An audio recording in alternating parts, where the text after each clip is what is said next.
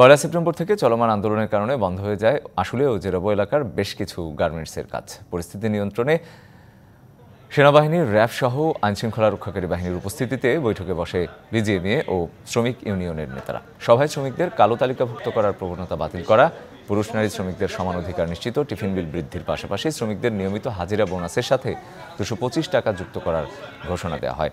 একই সাথে নাইট বিল ও কর্মক্ষেত্রে সুব্যবহার নিশ্চিতের কথাও জানানো হয়। এ সময় আশুলিয়া এলাকায় আন্দোলনরত শ্রমিকদের কাজে ফেরার আহ্বান জানায় গার্মেন্টস মালিক ও শ্রমিক নেতারা।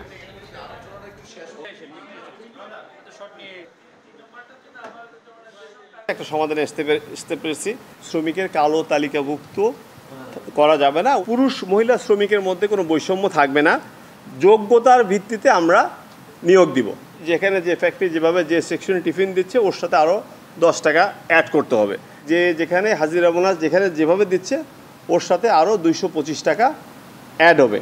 এই ঐক্যমতের ভিত্তিতে আগামীকালকে থেকে আর কোনো বিশৃঙ্খলা থাকবে না। আমরা আমাদের সম্পদ রক্ষা করব, উৎপাদনও রক্ষা করব এবং আমাদের দাবির জন্য আমরা সব সময় সচেষ্ট থাকব। আপনারা উৎপাদনে অংশগ্রহণ করেন, উৎপাদন চালিয়ে যান। আমরা সকলে আপনাদের সমস্যার সাথে সম্পৃক্ত থাকব।